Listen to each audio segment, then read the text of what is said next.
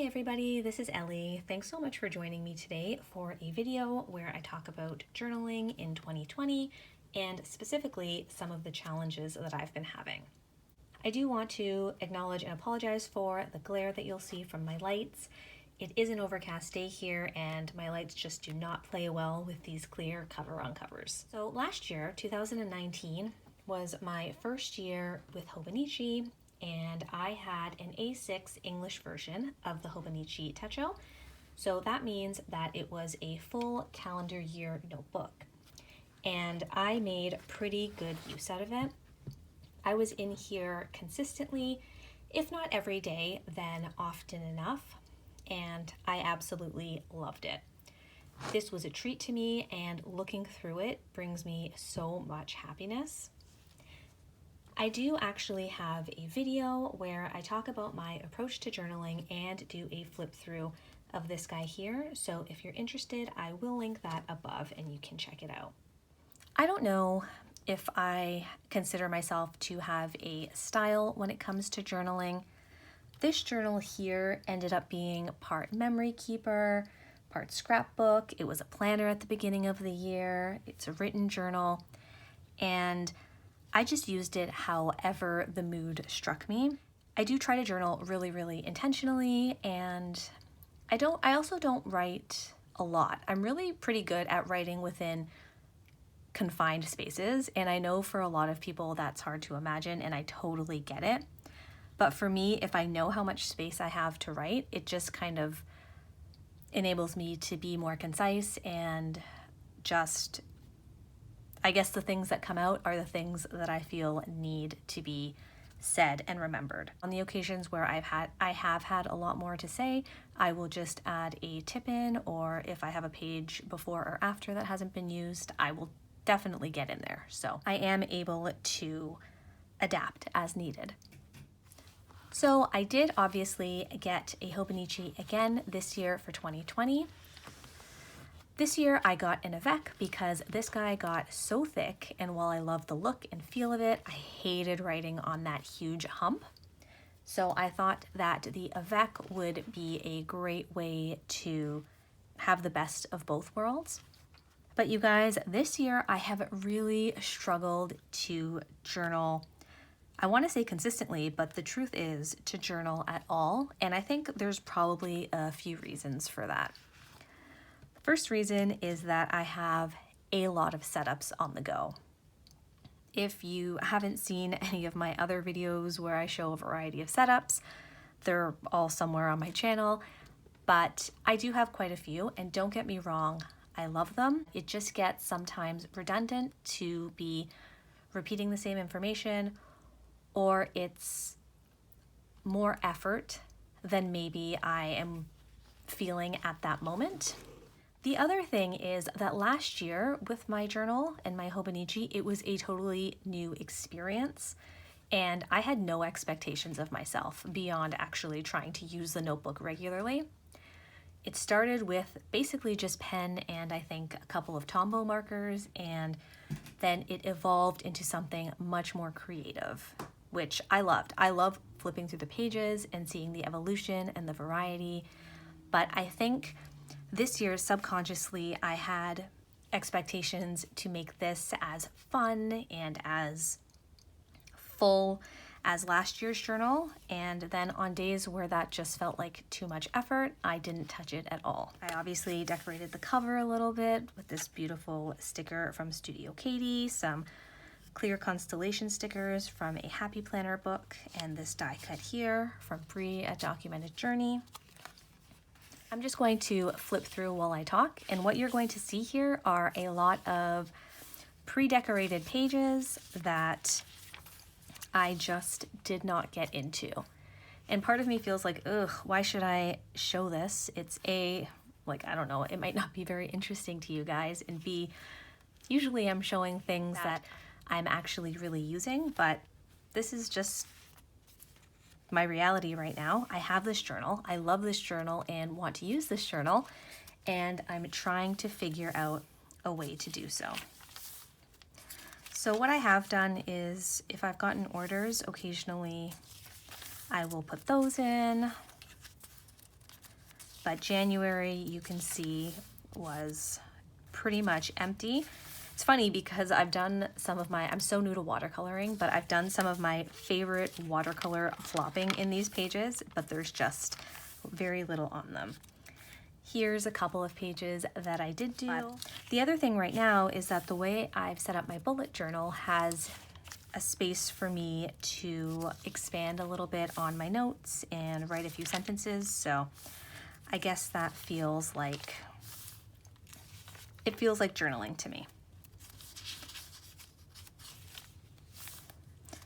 I did have fun cutting out and using some Courtney Diaz printables, even though sometimes they're the only decoration on the page. Some Valentine's cards. Look at this one here, so cute. I can't believe that I'm flipping through my blank journal for you guys. My birthday, spent a day with my mom, trying out some new pens. Got my first order from Maker South. I love doing tip-ins like that. A note from Rowena. We watched Green Book, and I found my old graduation from Teachers College, the ticket my family had, so I tipped that in. This was a coloring sheet from Zie Darling, so put that in there too. This, I had an old Chicken Soup for the Teenage Soul book and it was a type of journal that you could write in, but I hadn't written much, but I had cut up some of my mom's pictures and put them in here, so I cut them out of the book and kept them here. So these pages, I don't think they'll all stay blank. I'll probably end up going through and writing in quotes and poems and putting in bits of ephemera that I've cut out. That being said, I don't think there's anything wrong with having blank or white pages in your journal. Sometimes that's just what happens. And I'll be honest, playing with watercolors and kind of having more fun with it and getting more comfortable with it has also been really rewarding. This Tomoe River paper is just so beautiful. And that brings us to this month. So one of the reasons I really wanted to make this video is because I'm trying to find a way to help myself move forward in this journal. I put out a question on my Instagram stories asking if people had any prompts that they recommended, and Lisa recommended this one from White Sugar, and it's one question a day, and it's related to what's going on in the world right now. So I will put a link to her blog and I'll leave her Instagram handle as well. I'm not really journaling too much about what's happening in the world right now. I will, of course, journal about things that relate to me and my family, and I will put in some information, but I'm not one to keep track of numbers and data because, to be honest with you, that is the type of thing that exacerbates my anxiety and I think pulls my focus in the wrong direction. And that's just for me personally. Journaling is so very personal. So I have no judgments at all. I just know what works best for me. And this seemed like a really, really great way to keep a record of what's going on during this time and how I'm feeling about it, but through a lens that is much more balanced.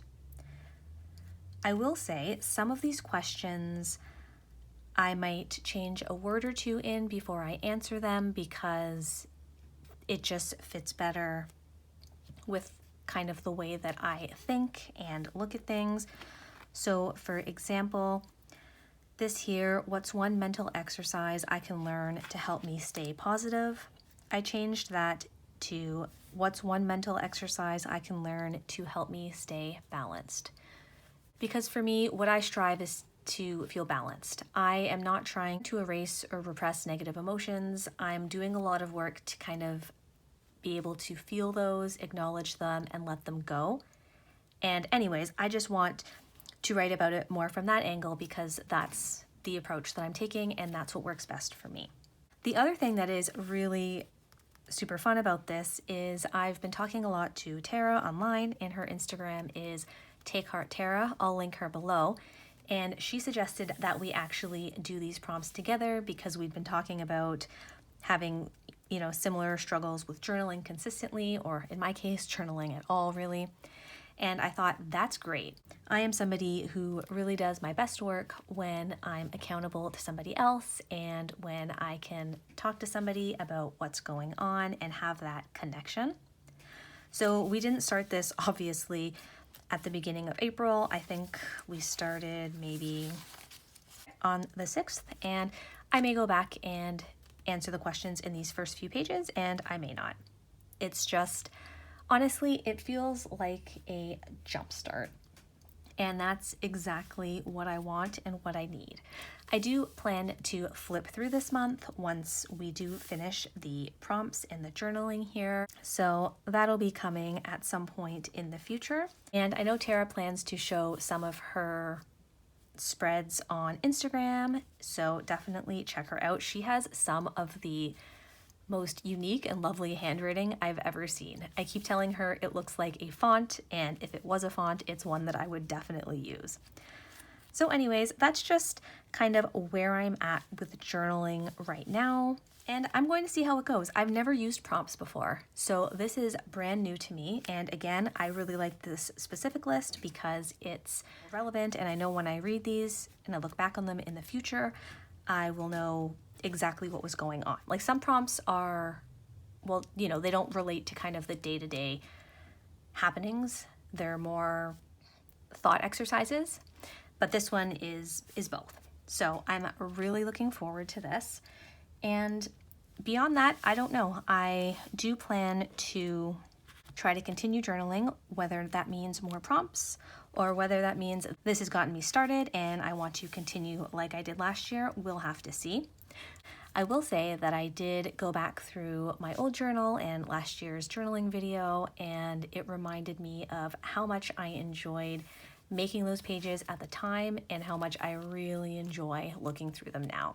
So I think that also has really given me inspiration to keep going. And of course, I am already thinking ahead, and I have been so feeling a pull towards a Hobonichi cousin.